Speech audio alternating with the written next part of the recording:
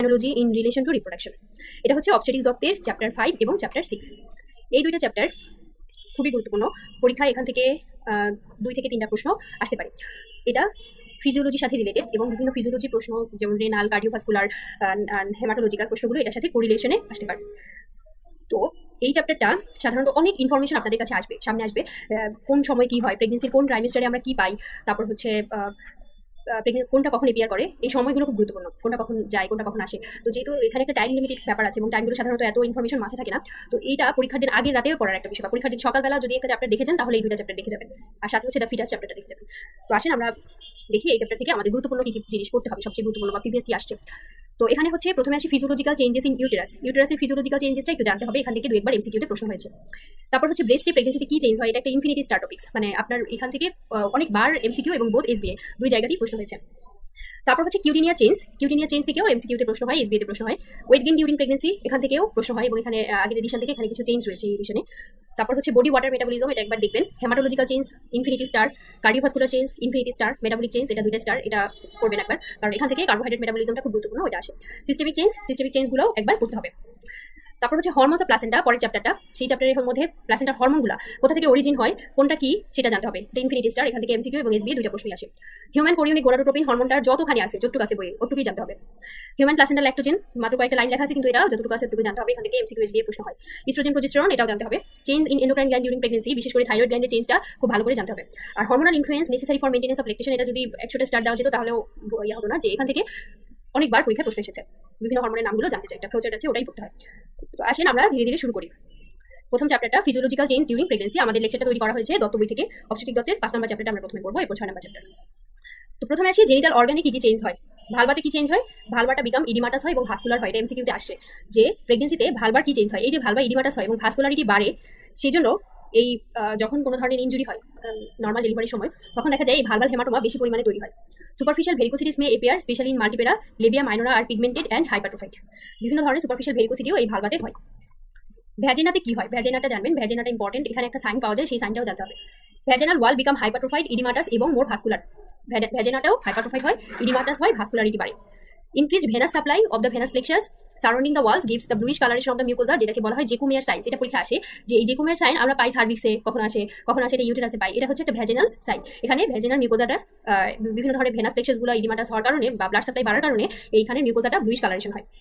এই যে bluish colouration হয়, এই যে সাইনটা পাওয়া যায়, এই সাইনটা কি বলা হয়, জেকুমিয়ার সাইন। এখন আসে ভ্যাজিনাল সিক্রেশনটা কি হয়। যেহেতু প্রেগনেন্সিতে কিছু হরমোনের প্রিডমিনেন্স বেশি থাকে, তাই না, প্রোজেস্টেরন হরমোনের প্রিডমিনেন্স বেশি থাকে, তাই বলে ইস্ট্রোজেন যে থাকে না এরকম না, ইস্ট্রোজেনও থাকে। তো এই যে ইস্ট্রোজেনটা থাকে, সেই ইস্ট্রোজেনের কারণে হচ্ছে ওরা কি করে, ল্যাক্টোবেসিলাস গুলো গ্রো করে। ল্যাক্টোবেসিলাস কি, সেটা ল্যাকটিক অ্যাসিড তৈরিতে পরবর্তীতে সাহায্য করে।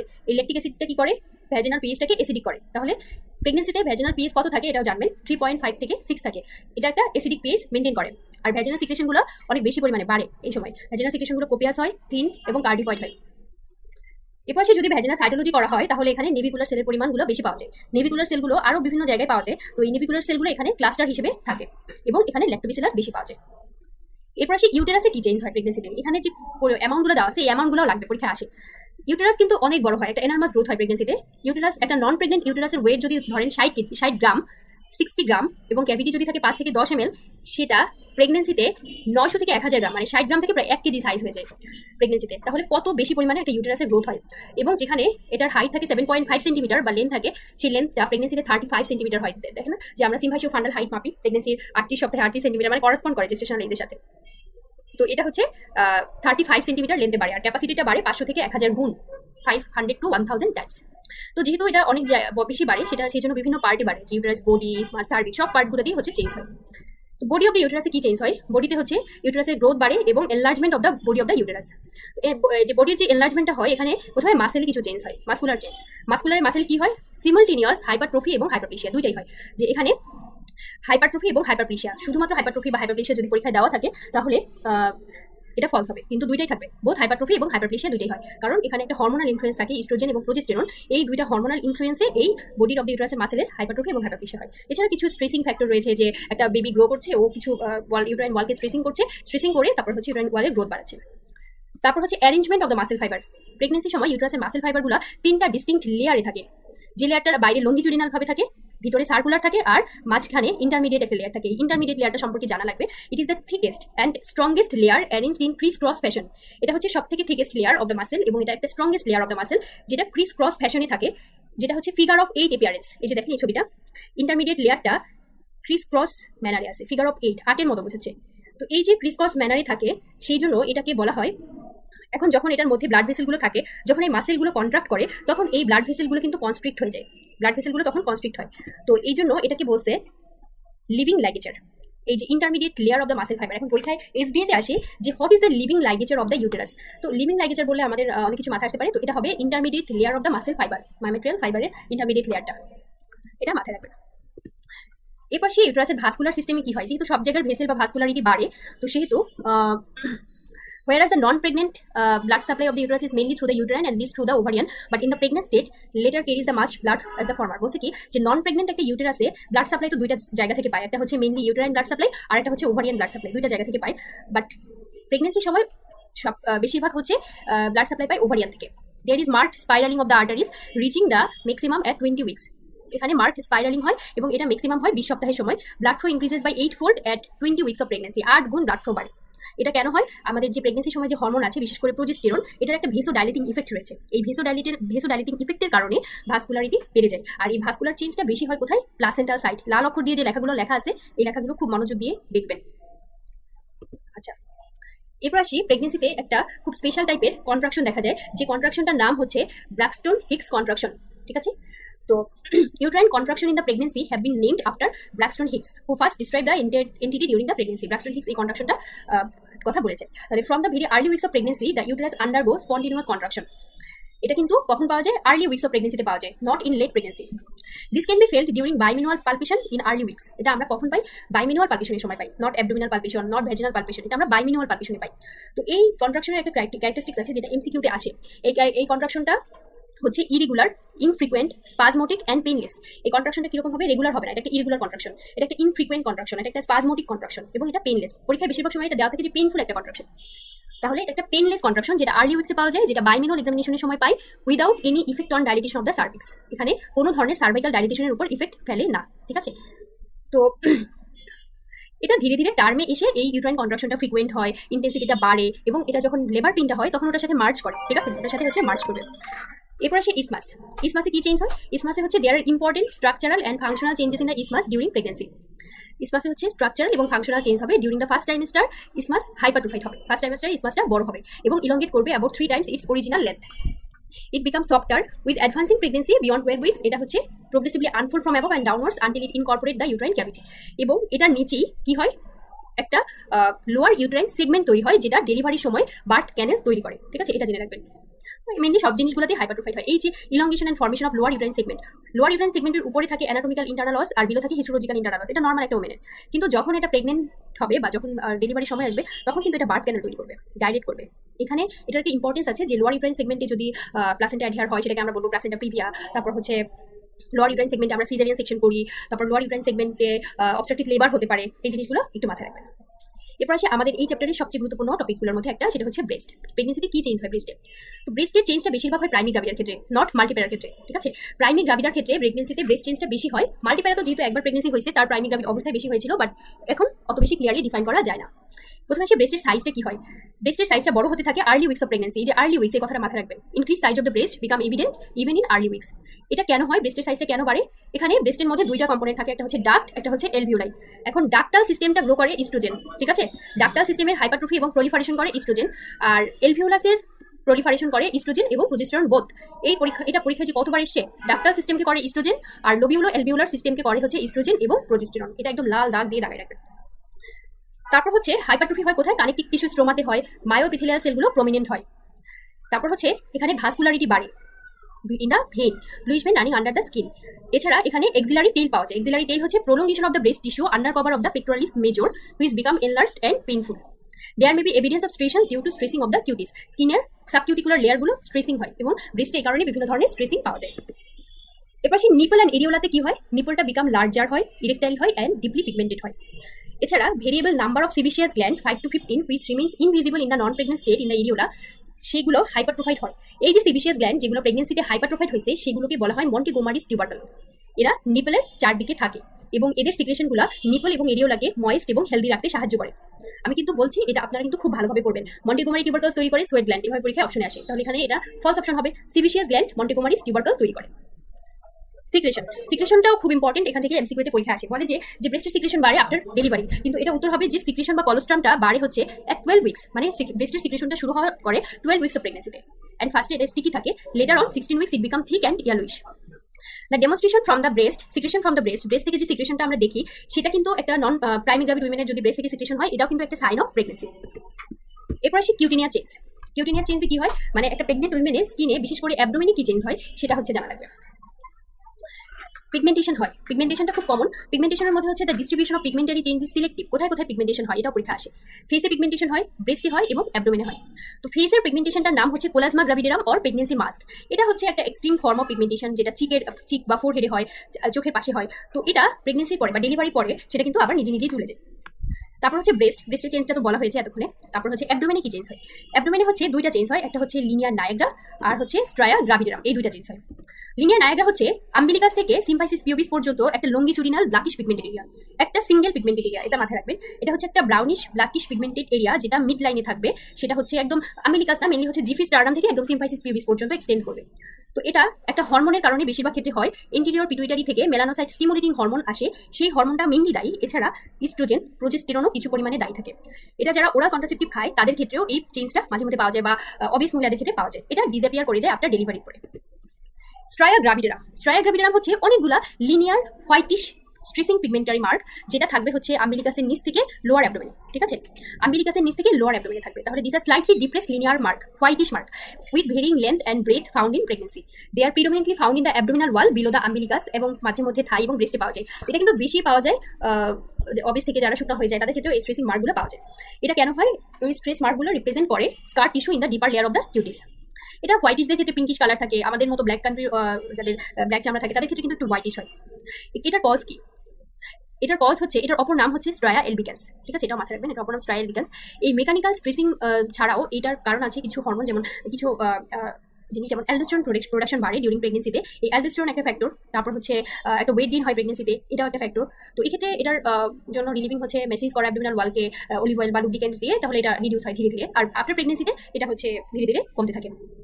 এছাড়া আরও কিছু কিউটিনিয়া চেঞ্জ হয়, লাইক ভাস্কুলার স্পাইডার, পামার ইরাইডেমা, এগুলো ইস্ট্রোজেন বেশি থাকার কারণে হয়। এছাড়া কিছু মাইল্ড ডিগ্রি অফ হার্সিটিজম দেখা যায় এবং এক্সেস হেয়ার লস দেখা যায়। আবার অনেক ক্ষেত্রে বলা হয় যে হেয়ার গ্রোথ হয় প্রেগনেন্সিতে। একটা হেয়ার গ্রোথে তো অনেকগুলো ফেজ থাকে, যে কোলাজেন এফ্লুভিয়াম, তারপর হচ্ছে ফেজটা এখানে থাকে। আর প্রেগনেন্সির পরে একটা হেয়ার লস হওয়ার টেন্ডেন্সি থাকে। তারপর হচ্ছে ওয়েট গেইন ইন প্রেগনেন্সি, এটা খুব ইম্পর্টেন্ট। এটাতে কিন্তু দত্ত বইয়ে চেঞ্জ আসছে, এই এডিশনটাতে এই চার্টগুলো আসছে, এই চার্টটা নতুন আসছে, WHO থেকে দেওয়া এই চার্টটা আসে, এবং এই চার্টটা থেকে এসবিতে প্রশ্ন আসতে পারে। ওয়েট গেইন প্রেগনেন্সি একটা ওমেনের নর্মাল ওয়েট গেইনটা হয় নর্মালি সেকেন্ড এবং থার্ড ট্রাইমেস্টারে। ফার্স্ট ট্রাইমেস্টারে ওয়েট গেইনটা বেশি হয় না কেন, কারণ হচ্ছে ফার্স্ট ট্রাইমেস্টারে হচ্ছে এক্সেসিভ ভমিটিং হয়, অনেকে নাউজে ভমিটিং থাকে, খেতে পারে না, যার কারণে হচ্ছে ওয়েট লস হয় ফার্স্ট ট্রাইমেস্টারে। তো একটা সিঙ্গেল প্রেগনেন্সির ক্ষেত্রে অ্যাভারেজ 10 থেকে 12 কেজি ওয়েট গেইন করবে, বা 24 পাউন্ড। তো এর মধ্যে ফার্স্ট ট্রাইমেস্টারে 1 কেজি, আর সেকেন্ড এবং থার্ড ট্রাইমেস্টারে 5 কেজি করে, তাহলে টোটাল 5 + 10 আর 11 কেজি। তো এখানে অনেকগুলো ফ্যাক্টর থাকে, যেমন আমাদের প্রেগনেন্সিতে হচ্ছে রিটেনশন অফ ইলেকট্রোলাইট হয়, সোডিয়াম, পটাশিয়াম, ক্লোরাইড। এই অসমোটিক ইলেকট্রিক সাবস্টেন্সগুলো ওয়াটারকে রিটেন করে, যার ফলে একটা ওয়েট গেইন হয়। তো এই কিউমুলেটিভ ওয়েট গেইন এট 40 উইকস, রিপ্রোডাক্টিভ এবং নেট ম্যাটার্নাল ওয়েট গেইন, যার মধ্যে ফিটাস 3.3 কেজি, তারপর হচ্ছে liker 0.8 KG, maternal store fat and protein হচ্ছে 3.5 কেজি, ব্লাড ভলিউম হচ্ছে 1.2 KG, placenta 0.6 KG, uterus 0.9 KG, breast হচ্ছে 0.4 কেজি এবং এক্সট্রাসেলুলার ফ্লুইড 1.3 কেজি, টোটাল হচ্ছে 12 কেজি। এটা একবার রিডিং করবেন, এমন না যেটা মাথায় চেক করতে হবে। ফিটাসের কত কেজি এবং প্লাসেন্টা কত কেজি একটু জানলেই হবে। এবার আসি নতুন চার্টটা। WHO যে রিকমেন্ডেশন দিয়েছে যে একটা প্রেগনেন্ট উমেন কতটুকু পরিমাণ ওয়েট গেইন করতে পারবে, সেটা হচ্ছে তার BMI এর উপর নির্ভর করবে। যেমন ধরেন একটা আন্ডারওয়েট উমেন যার BMI less than 18.5 kg per metre square, সে হচ্ছে 28 থেকে 40 পাউন্ড ওয়েট গেইন করতে পারবে। একটা নর্মাল ওয়েটের উমেন সে হচ্ছে 25 থেকে 35 পাউন্ড ওয়েট গেইন করতে পারবে। পাউন্ডকে আপনি কেজি করতে চাইলে অর্ধেক করে নেবেন। ওভারওয়েট উমেন হচ্ছে 15 থেকে 25 পাউন্ড পর্যন্ত ওয়েট গেইন করবে, আর অবেস উমেন 11 থেকে 20 পাউন্ড, মানে 5 থেকে 10 কেজি সে ওয়েট গেইন করতে পারবে। এখন এই ওয়েট গেইনটা বা ওয়েট চেকিং এর একটা ইম্পর্টেন্স রয়েছে, যে এক্সেসিভ ওয়েট গেইন হয় একটা ইম্পর্টেন্স, আবার যদি ওয়েট ফল হয় বা ওয়েট গেইন না হয় সেটাও একটা ইম্পর্টেন্স আছে। যদি রেপিড ওয়েট গেইন হয় 0.5 কেজি বা 1 pound in a week, or more than 2 KG বা 4 পাউন্ড ইন এ মান্থ, একটা মাসে যদি 4 কেজি চেয়ে ওয়েট গেইন হয়, তাহলে সেটা হচ্ছে early manifestation of pre eclampsia. এসব রোগীদের সুপারভিশনের দরকার হয়। আর স্টেশনারি অর ফলিং ওয়েট, যদি ওয়েট ফল করে তাহলে সেটা বুঝে intrauterine growth restriction or intrauterine death of the foetus, intrauterine growth restriction or intrauterine death of the foetus. এরপর আসি body water metabolism. Body water metabolism হচ্ছে প্রেগনেন্সির সময় আমাদের শরীরে 6.5 লিটারের মতো ওয়াটার রিটেইন হয়। 6.5 লিটার। এই ওয়াটার ফিটাস থেকে আসে, প্লাসেন্টা থেকে আসে, এমনিউটি ফ্লুইড থেকে আসে 3.5 লিটার। তাহলে প্রেগনেন্সিকে বলা হয় স্টেট অফ হাইপার ভোলিমিয়া। তো এখানে সোডিয়াম রিটেনশন হয়, পটাশিয়াম রিটেনশন হয়। তো এই যে সোডিয়াম রিটেনশন বা ওয়াটার রিটেনশনের কারণ কি কি আছে? একটা হচ্ছে প্রেগনেন্সিতে ম্যাটারনাল অসমো রেগুলেশনটা চেঞ্জ হয়ে যায়, এই একটা কারণ। 2 নাম্বার হচ্ছে বিভিন্ন ধরনের হরমোনের ইনফ্লুয়েন্স লাইক ইস্ট্রোজেন, প্রোজেস্টেরন, এগুলো বাড়ে। তারপর হচ্ছে renin, angiotensin, aldosterone system activity বাড়ে।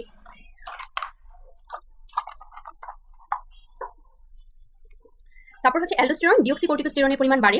Control of arginine vasopressin from the posterior pituitary. এবং এট্রিয়াল নেক্টিউরিটিক পেপটাইডেরও কিছু ভূমিকা রয়েছে। এটা এমসিকিউর জন্য একবার রিডিং করবেন, এমন না এটা খুব বেশি গুরুত্বপূর্ণ। এরপর আসি হেমাটোলজিক্যাল চেঞ্জ। পরীক্ষায় অনেকবার এসেছে এবং এটাতে আপনি যদি কিছু নাও পড়েন একটা চার্ট আছে, সেই চার্টটা পড়বেন যে কত পার্সেন্ট কোনটা কতখানি বাড়ে। প্রথমে হেমাটোলজিক্যাল চেঞ্জের মধ্যে আসে ব্লাড ভলিউম। ব্লাড ভলিউম হচ্ছে যেহেতু সব জায়গায় ভাস্কুলারিটি বাড়ে, সেহেতু ব্লাড ভলিউমও বাড়ে। একটু প্লাসেন্টা সার্কুলেশনের মাধ্যমে ইউটেরাসের ব্লাড সাপ্লাই বাড়ে, ভ্যাজিনা, ফ্যালোপিয়ান টিউব সবকিছু ব্লাড সাপ্লাই যেহেতু বাড়ে, তো ব্লাড ভলিউমটা হচ্ছে মার্কলি রেজ হয় ডিউরিং প্রেগনেন্সি। এই ব্লাড ভলিউমটা বাড়া শুরু করে 6 উইকের সময় এবং 30 থেকে 34 সপ্তাহে এটা পিকে পৌঁছায়, যেটা হচ্ছে 40 থেকে 50% ব্লাড ভলিউম বাড়ে।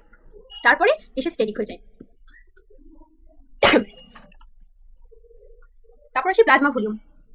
প্লাজমা ভলিউমটা 6 সপ্তাহের সময় বাড়া শুরু করে এবং এটাও 30 সপ্তাহের সময় প্লেটুতে পৌঁছায়। তো প্লাজমা ভলিউম বাড়ে কিন্তু প্রায় 50%। Plasma volume increase to the extent of 1.25 litre. RBC এবং হিমোগ্লোবিনের পরিমাণ বাড়ে 20 থেকে 30 ভাগ। এই পার্সেন্টেজগুলো মনে রাখতে হবে, এগুলো কিন্তু পরীক্ষায় আসে। আরবিসি বাড়ে হচ্ছে 20 থেকে 30 ভাগ। Total increase in volume 350 ml। তো প্রেগনেন্সির সময় যেহেতু আয়রন সাপ্লিমেন্টেশন দেওয়া হয়, তখন যদি আয়রন সাপ্লিমেন্টেশন দেওয়া হয় তাহলে হচ্ছে আরবিসি মাস বাড়ে 30%। রেটিকুলোসাইট কাউন্ট বাড়ে 2%। ইরিথ্রোপয়েটিন লেভেল রেজ হয়। এখন দেখেন প্লাজমা ভলিউম বাড়ছে 50%, আরবিসি বাড়ছে হচ্ছে 20%। তো এই প্লাজমার সাথে আরবিসি কিন্তু সমান তালে বাড়তে পারছে না, একটা ডেফিসিয়েন্সি আছে। প্লাজমা যতটুকু বাড়ছে আরবিসি কিন্তু ততখানি বাড়তে পারছে না। এই যে ডেফিসিয়েন্সিটা, এটা একটা প্রেগনেন্সিতে রিলেটিভ হেমোডাইলেশন করে।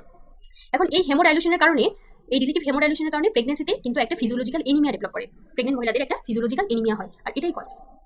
অ্যাডভান্টেজ অফ রিলেটিভ হেমোডাইলেশন হচ্ছে diminish blood viscosity, ensures optimum gaseous exchange between the maternal and fetal circulation. It protects the women's against adverse effect of supine and erect posture. আর হচ্ছে এটা প্রোটেক্ট করে blood loss during delivery. এখন বললাম না, চার কিছু না পড়লে ওই চার্টের এই পার্সেন্টেজগুলো পড়বেন। ব্লাড ভলিউম বাড়ে 30 to 40%, প্লাজমা ভলিউম বাড়ে 40 to 50%, রেড সেল ভলিউম বাড়ে 20 to 30%, হিমোগ্লোবিন বাড়ে 18 থেকে 20%। আর একটা জিনিস কমে, সেটা হচ্ছে হেমাটোক্রিট 38 থেকে 32% হয়, তাহলে এটা কমে যায়। এবার সেই আরবিসি কে বললাম, ডাব্লিউবিসি কি হয়? ডাব্লিউবিসির পরিমাণটা কিন্তু বাড়ে প্রেগনেন্সিতে। সেটা কি হয়? নিউট্রোফিলিক লিউকোসাইটোসিস হয়, যেটা হচ্ছে 8000 থেকে 20000 পর্যন্ত লেবারের সময়। কেন ডাব্লিউবিসি বাড়ে? এই যে হরমোনাল ইফেক্ট। আপনি যদি কিছু ব্যাখ্যা না করতে পারেন তাহলে মনে রাখবেন প্রেগনেন্সিতে হরমোনাল ইফেক্ট দিয়ে সবকিছু ব্যাখ্যা করতে পারবেন। ইস্ট্রোজেন এবং কর্টিসলের কারণে এই লিউকোসাইটটা বাড়ে। এছাড়া প্রেগনেন্সিতে ইমিউন সিস্টেমটা চেঞ্জ হয়। আমরা প্লাসেন্টাল ইমিউনোলজিতে পড়েছিলাম না, যে টি হেল্পার 1 থেকে টি হেল্পার 2 তে কনভার্ট হয়, মানে সেল মেডিটেট থেকে হিউমারালে কনভার্ট হয়। প্রোটিনের পরিমাণ কি হবে? প্রোটিনের একটা চার্ট আছে, দেখেন। টোটাল প্রোটিনের পরিমাণটা বাড়বে, কিন্তু প্লাজমা প্রোটিনের কনসেন্ট্রেশনটা কিন্তু কমবে। অ্যালবুমিন কমবে, গ্লোবিউলিন বাড়বে। অ্যালবুমিন গ্লোবিউলিন রেশিও, যেহেতু অ্যালবুমিন কমবে গ্লোবিউলিন বাড়বে, সেহেতু অ্যালবুমিন গ্লোবিউলিন রেশিওটা কমে যাবে। এটা একবার রিডিং করবেন, মাঝে মধ্যে পরীক্ষা আসে। এরপর সে ব্লাড কোয়াগুলেশন ফ্যাক্টরে। ব্লাড কোয়াগুলেশন ফ্যাক্টরে প্রেগনেন্সিকে বলা হয় একটা hyper coagulable state. Hyper coagulable state কেন বলা হয়? এখানে ফিব্রিনোজেন লেভেলের পরিমাণটা বেড়ে যায়। কতটুকু বাড়ে? 50% বাড়ে। ইএসআর এর পরিমাণটা বাড়ে। ইএসআর কতটুকু বাড়ে? 4 ফোল্ড বাড়ে প্রেগনেন্সিতে। বাট এটার তেমন একটা ডায়াগনস্টিক ভ্যালু নাই, এটা একটা নন স্পেসিফিক ইন্ডিকেটর। এছাড়া জেস্টেশনাল থ্রম্বোসাইটোপেনিয়া হয় প্রেগনেন্সিতে, মানে প্লাটলেট কাউন্টটা কমে যায়। এটাও কিন্তু হেমোডাইলেশনের জন্য হয়। ফিব্রিনোলাইটিক অ্যাক্টিভিটিটা ডিপ্রেস থাকে টিল 15 মিনিটস আফটার ডেলিভারি। এরপর কিছু ইম্পর্টেন্ট জিনিস বলি, এই যে কালো করে দেওয়া আছে এখানে হচ্ছে plasma level of clotting factor. বেশিরভাগ ক্লটিং ফ্যাক্টরই বাড়ে, শুধুমাত্র 2টা ক্লটিং ফ্যাক্টর কমে, 11 এবং 13 কমে। আর বাড়ে হচ্ছে 1, 7, 8, 9, 10। আর আনচেঞ্জ থাকে হচ্ছে 2, 5 আর 12। তাহলে এটা একটা ইনফিনিটি স্টার লাইন। এই লাইনটা থেকে এমসিকিউতে প্রশ্ন আসে। তাহলে 11 এবং 13 কমবে, 1, 5, 7, 8, 9, 10 বাড়বে। আর আনচেঞ্জ আর মাইন্ডলি ইনক্রিজ হবে 2, 5 আর 12। এই কোয়াগুলেশন ফ্যাক্টরগুলো ডেলিভারির 2 সপ্তাহ পরে নর্মালাইজ হয়ে যাবে। তাহলে এই চারটাতে এটা বলা হয়েছে। দেখেন, প্লাটিলেটের পরিমাণটা কমে, ফিব্রিনোজেনের পরিমাণটা বাড়ে, ফিব্রিনোলাইটিক অ্যাক্টিভিটিটা ডিপ্রেসড হয়, ক্লটিং টাইম আনএফেক্টেড থাকে, ইএসআরটা 4 গুণ বাড়ে। শুধু চার্ট দেখে পড়লেও হবে। এরপর সে কার্ডিওভাস্কুলার সিস্টেমে কি চেঞ্জ হয়? কার্ডিওভাস্কুলার সিস্টেমে অ্যানাটমিক্যাল চেঞ্জ হয়। যেমন ডায়াফ্রামটা যেহেতু ব্রেভিড ইউটেরাসটা একটু উপরে উঠে থাকে, ডায়াফ্রামকে পুশ করে, সেহেতু ডায়াফ্রাম আবার উপরে উঠে যায়। সে হচ্ছে হার্টের কে পুশ করে, হার্টকে পুশ করলে হার্টটা হচ্ছে আপওয়ার্ড, আউটওয়ার্ড এবং স্লাইটলি লেফটে রোটেট হয়। এছাড়া কিছু অ্যাবনর্মাল ক্লিনিক্যাল ফাইন্ডিংস পাওয়া যায় প্রেগনেন্সিতে, যে এই যে হার্টটা উপরে রোটেট একটু উপরে উঠছে, সেটা কিন্তু পালপিটেশনের জন্য দায়ী। তারপর অ্যাপেক্স বিটটা লেফট ফোর্থ ইন্টারকোস্টাল স্পেসে আমরা পাই। পালস রেটটা বাড়ে, একটা সিস্টোলিক মারমার পাই। সিস্টোলিক মারমার পাই এপিকাল এবং পালমোনারি এরিয়া। এটার কারণ হচ্ছে ব্লাড ভিসকোসিটিটা, ডিমিনিশ ব্লাড ভিসকোসিটির কারণে। এছাড়া একটা কন্টিনিউয়াস হিসিং মারমার পাই ইন দ্য ট্রাইকাসপিড এরিয়া, যেটাকে বলা হয় মেমারি মারমার। মেমারি মারমার বলতে ইন্টারনাল মেমারি ভেসেলে ব্লাড সাপ্লাই বেড়ে যায় ব্রেস্টে, যার কারণে এই মারমারটা আমরা পাই। এছাড়া যদি আমরা ডপলার করি সেক্ষেত্রে হচ্ছে লেফট ভেন্ট্রিকুলার ইন্ডায়াস্টোলিক ডায়ামিটারটা বাড়বে।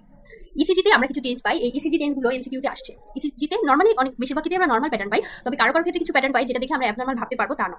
যেমন আমরা ইসিজিতে প্রেগনেন্সিতে সবচেয়ে কমন পাই লেফট এক্সিস ডেভিয়েশন পাই, এছাড়া বিনাইন পেরিকার্ডিয়াল ইফিউশন পেতে পারি, QA pi lead to 3 AVF এবং flat or inverted QA pi in lead 3 V1 থেকে V3।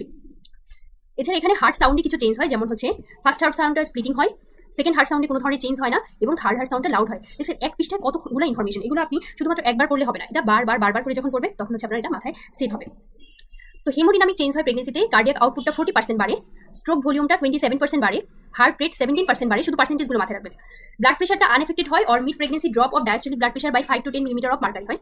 ভেনাস প্রেশারটা 100% বাড়ে, কলয়েড অসমোটিক প্রেশার কমে 14%, সিস্টেমিক ভাস্কুলার রেজিস্ট্যান্স কমে 21%, পালমোনারি ভাস্কুলার রেজিস্ট্যান্স কমে 34%।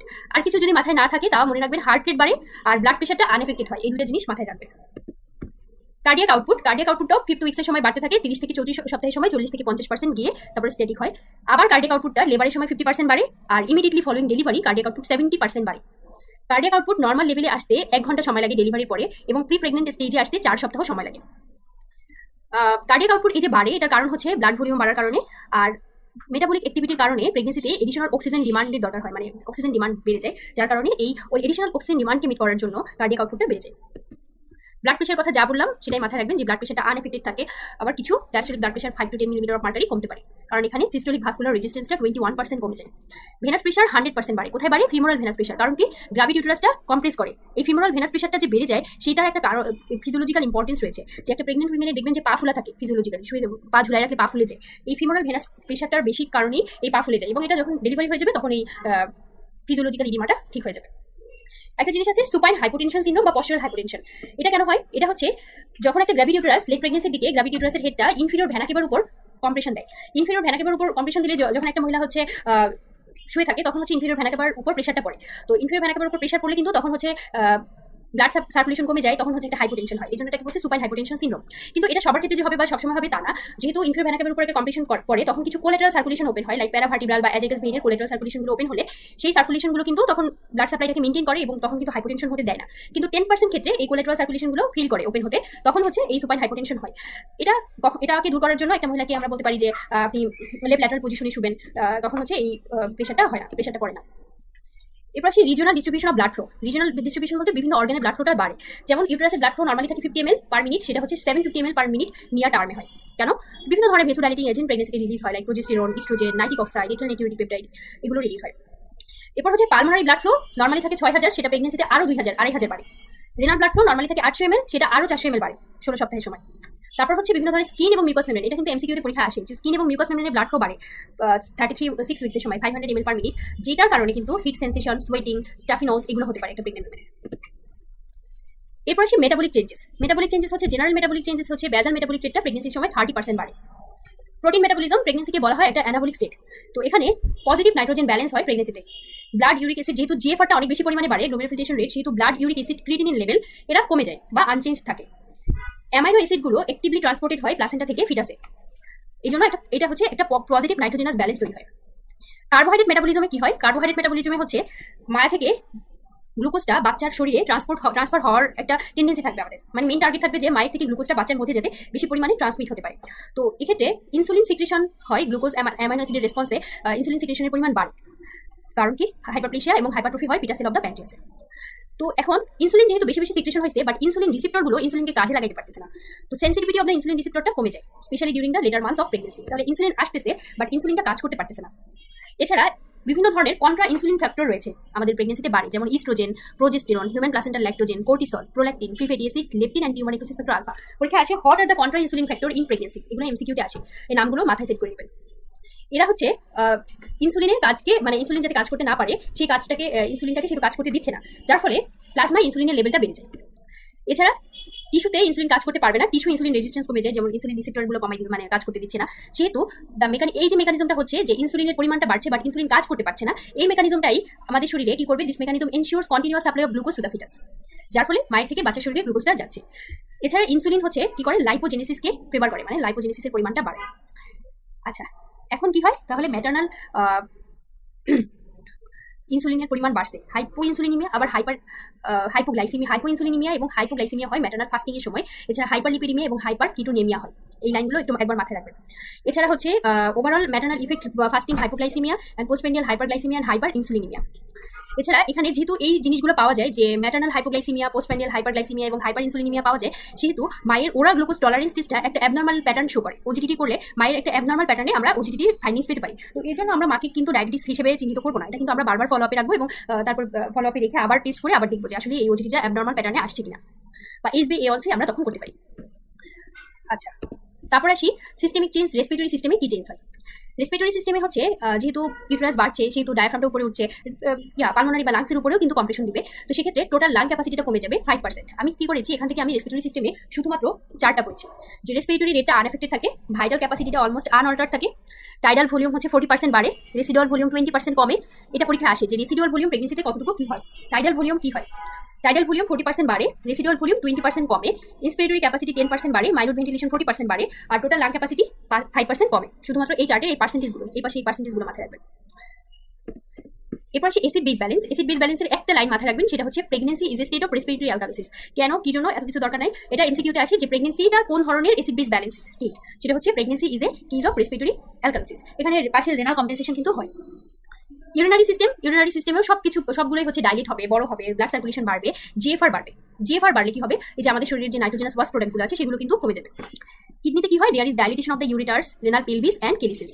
The kidney enlarge in length by 1 centimetre. কিডনির সাইজটা হচ্ছে 1 সেন্টিমিটার বাড়ে। রেনাল প্লাজমা ফ্লো বাড়ে 50 to 75%, যেটা 16 সপ্তাহের সময় হয়, এটা 34 উইকস পর্যন্ত চলতে থাকে, এরপর এটা কমতে থাকে। গ্লোমেরুলার ফিল্ট্রেশন রেট 50% বাড়ে, এটা একবার মাথায় রাখবেন যে গ্লোমেরুলার ফিল্ট্রেশন রেট কতটুকু বাড়ে।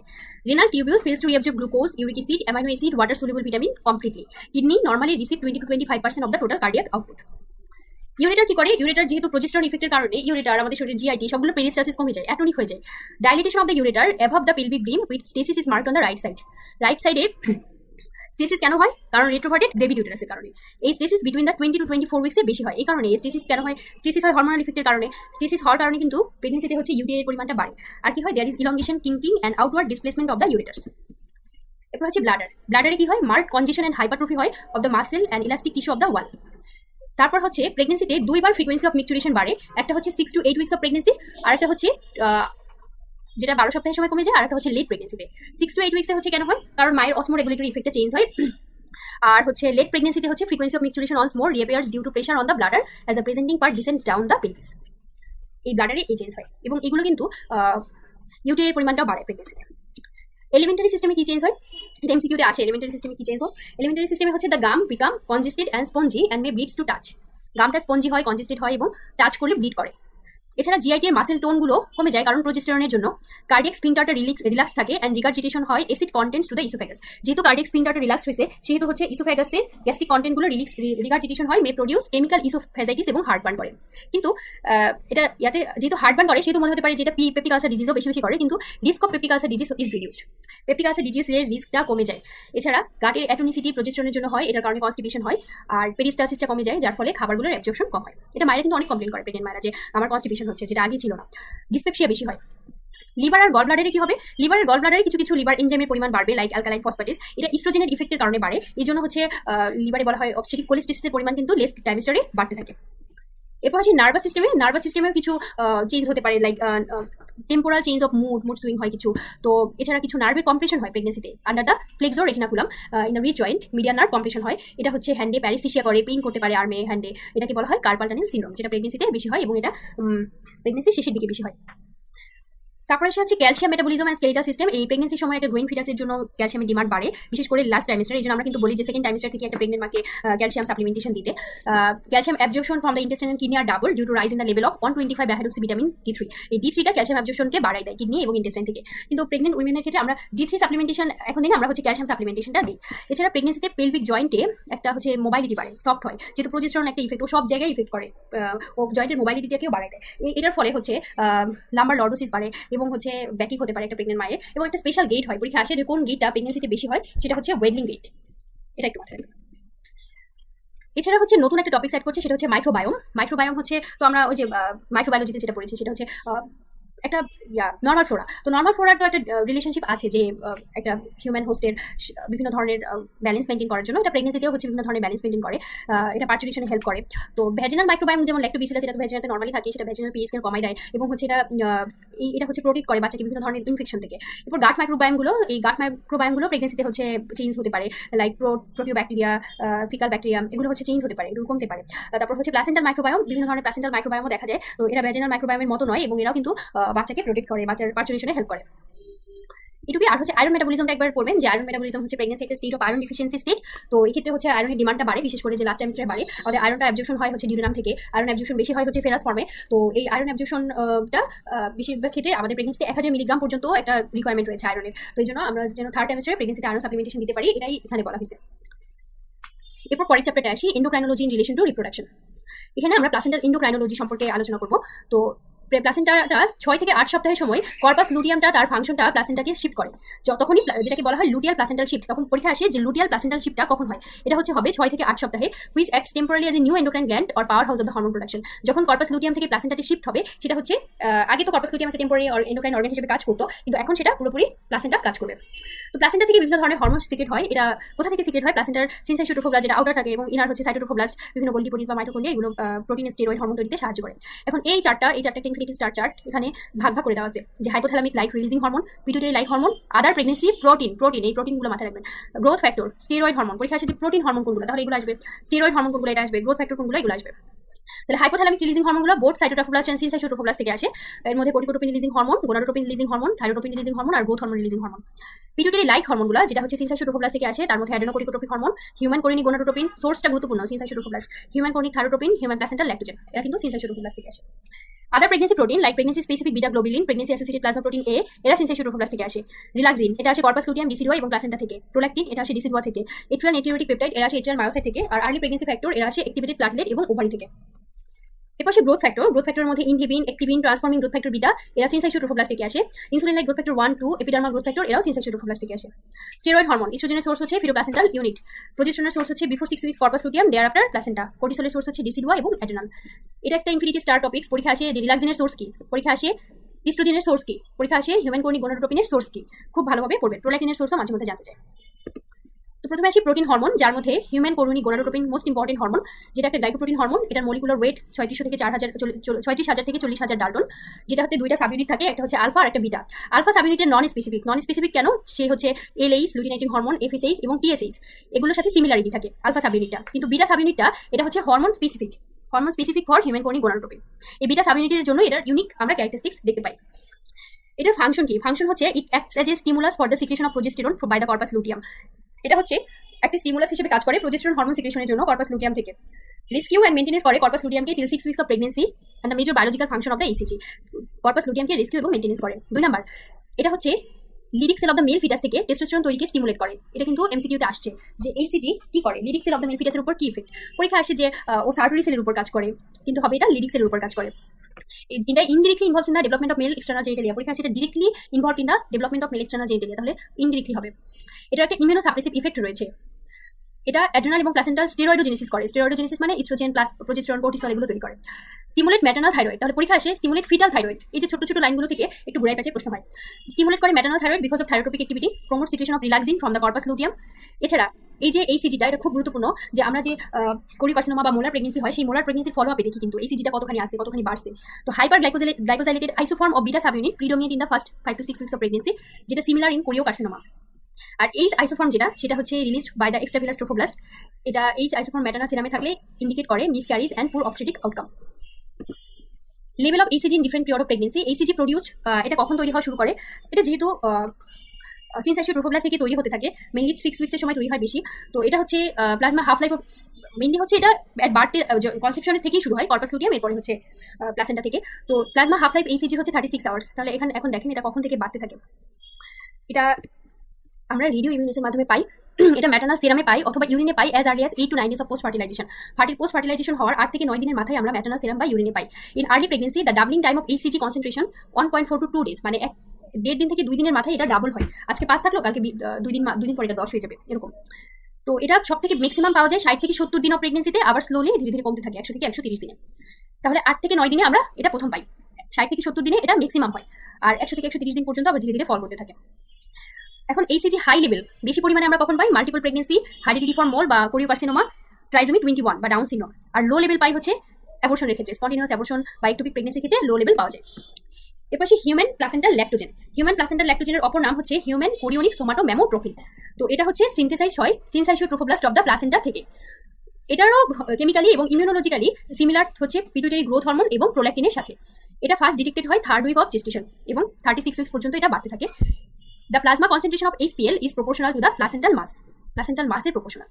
এটার কাজ কি? এটা হচ্ছে গ্রোথ প্রমোটিং এবং ল্যাক্টোজেনিক দুইটা ইফেক্টই থাকে। এরা হচ্ছে ম্যাটারনাল ইনসুলিন সিক্রেশনকে মানে কন্ট্রা ইনসুলিন ফ্যাক্টর হিসেবে কাজ করে, এনজিওজেনেসিসে হেল্প করে। Pregnancy specific beta on glycoprotein, এটা একটা প্রোটিন হরমোন, এটা ইমিউনো সাপ্রেসর ইফেক্ট আছে। আর্লি প্রেগনেন্সি ফ্যাক্টর, এটা একটা প্রোটিন হরমোন, এটা অ্যাক্টিভেটেড প্লাটিলেট থেকে আসে, এটারও একটা ইমিউনো সাপ্রেসেন্ট ইফেক্ট রয়েছে। এছাড়া গ্রোথ ফ্যাক্টর যেগুলো আসে সেগুলো সিনসাইশিও ট্রোফোব্লাস্ট থেকে আসে, এগুলোরও ইমিউনো সাপ্রেসিভ ইফেক্ট রয়েছে। প্রেগনেন্সি অ্যাসোসিয়েটেড প্লাজমা প্রোটিন এ, এটা একটা গ্লাইকোপ্রোটিন যেটা ম্যাটারনাল সেরামে 5 সপ্তাহের সময় পাওয়া যায়।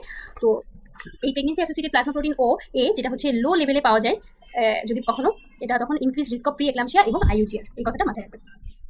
এরপর আসি স্টেরয়েডাল হরমোনের মধ্যে ইস্ট্রোজেন, প্রোজেস্টেরন। তো ইস্ট্রোজেনের মধ্যে আমরা কোন ইস্ট্রোজেনটা বেশি পাই? সেটা হচ্ছে ইস্ট্রায়ল। ইস্ট্রোজেনটা হচ্ছে মোটামুটি 4টা ফর্মে থাকে, যার মধ্যে ইস্ট্রন অন, যেটা E1 বা ইস্ট্রন, সেটা হচ্ছে আমরা মেনোপজাল এজে পাই। E2 বা ইস্ট্রাডায়ল, সেটা হচ্ছে আমরা রিপ্রোডাক্টিভ এজে পাই। E3 বা ইস্ট্রায়ল, সেটা হচ্ছে আমরা প্রেগনেন্সিতে পাই। আর E4 বা ইস্টার্ডল, এটার কোনো মানে ইয়া নাই যে কখন পাই কি পাই। তো এই ইস্ট্রায়লের পরিমাণটা আমরা ফিটাল ডেথ, ফিটাল অ্যানোমেলি, যেমন adrenal atrophy, anencephaly, Down syndrome, hydatid mole, এগুলো হলে কম পাই, ইস্ট্রোজেনের পরিমাণটা কমে যায়। এছাড়া আরেকটা হরমোন, এটা হরমোন না, এটা এডিপোস টিস্যু থেকে লেপটিন নামে একটা প্রোটিন সিক্রেট হয়, যেটা হচ্ছে মেইনলি এডিপোস টিস্যু থেকে সিক্রেট হবে এবং এটা হচ্ছে অ্যাপিটাইট হরমোন বলে, অ্যাপিটাইট কে সাপ্রেস করে। তো এটার একটা কাজ আছে যে লেভেলস অফ মানে it allows increase adipose tissue during in pregnancy. এছাড়া এটা হচ্ছে ফিটাল জেন্ডার ইয়ার জন্য হেল্প করে, যে লেভেলস অফ আইজিএফ, আচ্ছা সরি, এটা হচ্ছে ইনসুলিন লাইক গ্রোথ ফ্যাক্টর 1, সেটা হচ্ছে হায়ার পাওয়া যায় ফিমেল ফিটাসে। এটা যদি আমরা বেশি পাই তাহলে হচ্ছে এটা ফিটাল জেন্ডার ডিটেক্ট, মানে ফিমেল ফিটাসের ক্ষেত্রে এটা বেশি পাই। এরপরেই হচ্ছে স্টেরয়েড হরমোনের মধ্যে আরেকটা আছে প্রোজেস্টেরন, যেটা হচ্ছে 6 সপ্তাহের আগে থেকে আসে কর্পাস লুটিয়াম থেকে, আর 6 সপ্তাহের পরে আসে হচ্ছে প্লাসেন্টা থেকে। এই প্রোজেস্টেরনে বেশি পাওয়া যায় হেরিডিটি মোল আর rhesus immunization. After delivery plasma progesterone decreases rapidly and is not detectable after 24 hours. এখন এটা আগের একটা চার্ট, আগের এডিশনে একটা চার্ট যে ইসরায়েল বায়োসিনথেসিসের পরিমাণ দেখানো হয়েছে। মেইনলি আমি জানাতে চাইছি যে এটার একটা বেসিক প্রাইম মলিকুল আছে যেটা ইস্ট্রোজেন প্রোজেস্টেরনকে তৈরি করবে। সেই প্রাইম মলিকুলটা হচ্ছে প্রেগনেনন সালফেট, প্রেগনেনন। এখান থেকে হচ্ছে প্রোজেস্টেরন বা ইস্ট্রোজেন তৈরি হবে। তো প্রেগনেনন সালফেটটা মা থেকে প্লাসেন্টাতে যায়, সেখান থেকে প্রোজেস্টেরন তৈরি করে 3 বিটা হাইড্রোক্সিস্টেরয়েড ডিহাইড্রোজেনেস এনজাইমের মাধ্যমে। আর ফিটাসেও এলডিএল কোলেস্টেরল থেকে প্রেগনেনন সালফেট হবে, সেটা ডাইহাইড্রোএপিয়ানোস্টেরন সালফেট হবে, সেটা লিভারে গিয়ে 16 আলফা হাইড্রোক্সি ডাইহাইড্রোএপিয়ানোস্টেরন সালফেট হবে, সেটা আবার প্লাসেন্টাতে চলে যাবে, সেখানে গিয়ে ওইস্ট্রায়ল তৈরি করবে। এটা আগের একটা চার্ট। তারপরে এই জিনিসটা একটু জেনে রাখা দরকার যে এখানে প্রাইম মলিকুলকে এলডিএল থেকে প্রেগনেনন সালফেট হয়, সেটা কিন্তু এই ইস্ট্রোজেন প্রোজেস্টেরন বায়োসিনথেসিসে যে হেল্প করে সেই জিনিসটা জানতে হবে। স্টেরয়েড হরমোনগুলোর কাজ কি? স্টেরয়েড হরমোনগুলোর মেইনলি কাজ হচ্ছে এন্ডোমেট্রিয়ামের হাইপারট্রফি এবং হাইপারপ্লেসিয়া করে। তারপর হচ্ছে ব্রেস্টের হাইপারট্রফি করে, কে করে? লোবিউলার অ্যালভিউলার সিস্টেমকে করে ইস্ট্রোজেন প্রোজেস্টেরন, আর ডাক্টাল সিস্টেমকে করে ইস্ট্রোজেন। এছাড়া হচ্ছে ইউট্রাইন কুইসেন্সের জন্য দায়ী প্রোজেস্টেরন। মায়োমেট্রাল ইস্ট্রোজেন কি করে? অক্সিটোসিন এবং প্রোস্টাগ্ল্যান্ডিন তৈরিতে সাহায্য করে, যেটা লেবারের সময় বা সার্ভিক্সকে রাইপেনে সাহায্য করে। তারপরে কিছু ইমিউনো সাপ্রেসিভ ইফেক্ট রয়েছে ইস্ট্রোজেন প্রোজেস্টেরনের। এরপর হচ্ছে ইন্ডিভিজুয়াল এন্ডোক্রাইন গ্ল্যান্ডগুলোতে কি চেঞ্জ হয়, এটা একবার রিডিং করবেন। সবসময় মাথায় রাখবেন যে এত জিনিস তো মাথায় থাকবে না, এত ইনফরমেশন মাথায় থাকবে না। সবসময় মাথায় রাখবেন সব গ্ল্যান্ডগুলো হচ্ছে হাইপারট্রফি হাইপারপ্লেসিয়া হবে। আপনার মাথায় যে হরমোনই আসবে সেই হরমোনটার পরিমাণই বাড়বে, ঠিক আছে? যদি আপনার পরীক্ষায় মাথায় না থাকে যে এই হরমোনটা বাড়ে কিনা, এই হরমোনটা বাড়ে কিনা, আপনার এখানে যত হরমোন পাবেন সব হরমোনই বাড়বে বেশিরভাগ ক্ষেত্রে। তাহলে morphological change in normal pregnancy in pituitary গ্ল্যান্ডের ওয়েট বাড়বে 30 to 50%। যেহেতু ওয়েট বাড়বে, পিটুইটারি গ্ল্যান্ড কোথায় থাকে? পিটুইটারি গ্ল্যান্ড থাকে হচ্ছে ও হচ্ছে স্ফেনয়েড বোনসের উপরে থাকে। তো ও হচ্ছে হাইপারপ্লেসিয়া করবে এবং কম্প্রেস করবে। ওর উপরে যে অপটিক কাইজমা থাকবে সেই অপটিক কাইজমাকে কম্প্রেস করবে, যার ফলে প্রেগনেন্সিতে একটা স্টেজ হয়, সেটা হচ্ছে বাইটেম্পোরাল হেমিয়ানোপিয়া। এছাড়া ম্যাটারনাল পিটুইটারি গ্ল্যান্ডের is not necessary for the maintenance of pregnancy. এই লাইনটা মাথায় রাখেন। এটা পরীক্ষা আসে কি যে maternal pituitary gland is necessary for the maintenance of pregnancy. আচ্ছা, এছাড়া pituitary gland during pregnancy become more susceptible to alteration in blood supply. Pituitary গ্ল্যান্ডে যদি ব্লাড সাপ্লাই না পায় তখন সাডেন হাইপোটেনশন হয় ফলোইং পিপিএইচ, পোস্টপার্টাম হেমোরেজ হওয়ার ফলে, এবং এটা এই পিটুইটারি গ্ল্যান্ডটাকে ইনফ্রাকশন করে দেয়, যেটা একটা সিনড্রোম করে, সেটা নাম হচ্ছে শিহান সিনড্রোম। এটা আমরা লাস্টের দিকে চ্যাপ্টারে পাবো শিহান সিনড্রোমটা কেন হয়। এছাড়া পিটুইটারি গোনাডোট্রোপিনের পরিমাণ, এই যে সব হরমোনগুলোর পরিমাণ বলছে না বাড়ছে, কিন্তু এই হরমোনটা এফএসএইচ এন্ড ইলেক্স এটার পরিমাণ কিন্তু কমে যাবে। এটা কিন্তু কন্ট্রাডিক্টরি টু ইস্ট্রোজেন এন্ড প্রোজেস্টেরনের। তো এফএসএইচ ইলেক্স কিন্তু দেখবেন যে মেনোপজ হলে কিন্তু বেড়ে যায়, আর এই প্রেগনেন্সির সময় এটা কমে যায়। গ্রোথ হরমোন বাড়বে, প্রোল্যাক্টিন লেভেল 10 গুণ বাড়বে, এসিটিএস কোর্টিকোট্রোপিন হরমোনের পরিমাণ বাড়বে, ঠিক আছে? এসিটিএসটা প্লাসেন্টাকে ক্রস করতে পারে না, বাকি সবগুলোই প্লাসেন্টাকে ক্রস করতে পারে। এছাড়া অক্সিটোসিন, ভ্যাসোপ্রেসিন এগুলোর পরিমাণও বাড়বে। থাইরয়েড গ্ল্যান্ডে কি হবে? এখানেও হাইপারট্রফি এবং হাইপারপ্লেসিয়া হবে। তো যেহেতু বিএমআর বেজাল মেটাবলিক রেট বাড়ে, গ্লোমেরুলার ফিল্ট্রেশন রেট বাড়ে, ম্যাটারনাল আয়োডিন লেভেলটা ফল করবে, কারণ রেনাল লস হতে পারে বা ফিটাসে যেতে পারে ট্রান্সপ্লাসেন্টাল। এই কারণে প্রেগনেন্সির সময় আয়োডিনের একটা ডিমান্ড বাড়ে, 100 থেকে 200 মাইক্রোগ্রাম আয়োডিনের পরিমাণ খাইতে হবে। তারপর হচ্ছে থাইরয়েড হরমোনটা বাচ্চা নিজে থেকে তৈরি করে না, বাচ্চা মায়ের থাইরয়েড হরমোনের উপর ডিপেন্ড করে 12 সপ্তাহ পর্যন্ত। 12 সপ্তাহের পরে বাচ্চা ততদিন পর্যন্ত মায়ের প্লাসেন্টা থেকে ট্রান্সফার হয় থাইরয়েড হরমোন, এরপর বাচ্চা নিজেই থাইরয়েড হরমোন তৈরি করতে শুরু করে। এছাড়া আমাদের যে হিউম্যান গনাডোট্রপিন আছে, ওর তো একটা ম্যাটারনাল থাইরয়েডের উপর ইফেক্ট আছে, বলছিলাম না যে ফার্স্ট সেমিস্টার ম্যাটারনাল থাইরয়েডকে স্টিমুলেট করে। এই যে থাইরয়েডিক ইফেক্ট আছে হিউম্যান গনাডোট্রপিনের জন্য, এই কারণে প্রেগনেন্সির সময় বেশি বেশি পরিমাণ থাইরয়েড হরমোন তৈরি হয়। এই জন্য একটা জেস্টেশনাল ট্রানজায়েন্ট থাইরয়েডোক্সিকোসিস হতে পারে, এটা নর্মাল, এটা মনে রাখবেন। এছাড়া প্রোটিন বাউন্ড আয়রনের পরিমাণ বাড়ে, থাইরোসিন বাইন্ডিং গ্লোবুলিন পরিমাণ বাড়ে, ম্যাটারনাল টোটাল T4 T3 বাড়ে, বাট ফ্রি T4 T3টা আনচেঞ্জ থাকে, TSH নর্মাল থাকে। এই লাইনটা খুব গুরুত্বপূর্ণ, ম্যাটারনাল টোটাল T4 T3 বাড়ে, ফ্রি T4 T3 আনচেঞ্জ থাকে, TSH নর্মাল থাকে। এরপর সেই অ্যাড্রেনাল কর্টেক্সেও এনলার্জমেন্ট হবে, অ্যাড্রেনাল কর্টেক্সের সব হরমোনগুলো বাড়বে। শুধুমাত্র আমরা জানি কি প্লাসেন্টা ক্রস করতে পারে না ACTH, বাকি সব হরমোনই ক্রস করতে পারে। প্যারাথাইরয়েড হরমোনও হাইপারট্রফি হবে। তো প্যারাথাইরয়েড হরমোনের মধ্যে যে প্যারাথাইরয়েড হরমোন কি করে, যে 125 ডাইহাইড্রোক্সি ভিটামিন ডি বা ক্যালসিয়াম এগুলোকে বোনস থেকে মোবিলাইজ করে। তারপর হচ্ছে 125 dihydroxy vitamin D3 enhances the calcium reabsorption from the kidney as small intestine. Calcitonin opposes the action of the parathyroid hormone and vitamin D. Calcitonin এখানে 125 dihydroxy vitamin D3 বা calcitriol যেটা একটি form of vitamin D, সেটা কিন্তু calcium অ্যাবজর্পশনকে বাড়ায়, but ক্যালসিটোনিনটা কমায়। Parathyroid হরমোনটা cross করতে পারে না প্লাসেন্টাকে, বাকি গুলো পারে। তাহলে ওখানে পড়লাম ACTH পারে না, এখানে প্যারাথাইরয়েড হরমোন পারে না। প্যানক্রিয়াসেও কি হয়, হাইপারট্রফি এবং হাইপারপ্লেসিয়া হয়, যার ফলে বিটা সেল থেকে কি হয়, ইনসুলিন সিক্রেটের পরিমাণ বেড়ে যায়। কিন্তু ইনসুলিনটা আবার কাজে লাগতে পারে না, কারণ ইনসুলিন রিসেপ্টরগুলো ইনসুলিনকে কাজে লাগান না, বা ইনসুলিন ইনসেনসিটিভিটি হয়। এছাড়া কিছু কন্ট্রা ইনসুলিন ফ্যাক্টর রয়েছে, যেগুলো আমরা ওখানেও পড়লাম। সেই কন্ট্রা ইনসুলিন ফ্যাক্টরগুলোর মধ্যে পড়ছিলাম ওখানে oestrogen, progesterone, human placenta lactogen, human necrosis factor alpha. এবার সাথে এই চ্যাপ্টারে লেখা আছে সিরিয়াক্টিভ প্রোটিন, ইন্টারলিউকিন 6। তাহলে যেহেতু এই চ্যাপ্টারে এই দুইটা জিনিস দেওয়া আছে বেশি, সেটা ওই চ্যাপ্টারে ওখানে লিখে রাখবেন একসাথে লিখে রাখলে একসাথে যখন পরীক্ষায় এমসিকিউতে প্রশ্ন আসবে তখন আপনি দেখে মনে পড়বে তাড়াতাড়ি। আচ্ছা, এরপরের এই টপিক্সটা এবং লাস্ট টপিক্সটা, এটা সবচেয়ে বেশি গুরুত্বপূর্ণ, এবং এখান থেকে এমসিকিউতে যদি বলি যে একটা প্রশ্ন আসে এই চ্যাপ্টার থেকে, তাহলে এইচসিজি এবং এই physiological influence necessary for the maintenance of lactation, এটা খুব গুরুত্বপূর্ণ। তো আমরা জানি যে হিউম্যান ব্রেস্ট হচ্ছে ডেভেলপমেন্টালি একটু dermal origin, it undergo changes in adolescence, reproductive life, pregnancy and involution হয় মেনোপজে। তো অ্যানাটমিক্যালি এটাতে ডাক্ট থাকে, এলভিউলাই থাকে, ফাইব্রোফিটিক কানেক্টিভ টিস্যু থাকে। তো পিউবার্টিতে কিছু ফাইব্রোফিটিক টিস্যু গ্রোথ হয়, বাট প্রেগনেন্সি হলে এখানে এলভিউলাই ডাক্টাল সিস্টেমগুলোর গ্রোথ হয়। তো এখানে চারটা স্টেজ হয়, চারটা স্টেজের হচ্ছে ফার্স্ট স্টেজ হচ্ছে ম্যামোজেনেসিস হচ্ছে ব্রেস্টটাকে প্রিপারেশন করা, যে ডাক্টাল সিস্টেম, এলভিউলার সিস্টেম এগুলোকে প্রিপেয়ার করা। 2 নম্বর হচ্ছে ল্যাক্টোজেনেসিস, এটা হচ্ছে synthesis and secretion of milk from the alveoli, এরপর হচ্ছে মিল্ক সিক্রেশন করা বা সিনথেসিস করা। তারপর 3 নম্বর হচ্ছে গ্যালাক্টোকাইনেসিস, এখন মিল্ক তৈরি হলো এটাকে বাইরে বের করা, সেটা হচ্ছে গ্যালাক্টোকাইনেসিস, এটা হচ্ছে ইজেকশন অফ মিল্ক। তারপরের স্টেপটা হচ্ছে গ্যালাক্টোপয়েসিস, সেটা হচ্ছে মেইনটেনেন্স করে, যে মিল্ক বের হচ্ছে সেই যে প্রসেসটা, এটাকে মেইনটেনেন্স করাকে বলা হয় গ্যালাক্টোপয়েসিস। এই ম্যামোজেনেসিসটা কি, ল্যাক্টোজেনেসিসটা কি, গ্যালাক্টোকাইনেসিস বা গ্যালাক্টোপয়েসিস, এগুলো পরীক্ষার সময় মাথায় ঘুরাই যায় যে ল্যাক্টোজেনেসিস কোনটা, গ্যালাক্টোকাইনেসিস কোনটা, এগুলো বারবার না পড়লে মাথায় থাকে না। তো এই যে গ্যালাক্টোকাইনেসিস মানে ইজেকশন করা, আর পয়েসিস এটা হচ্ছে মেইনটেনেন্স করা, এই দুটো জিনিস কিন্তু মাথায় এদিক ওদিক হয়ে যায়।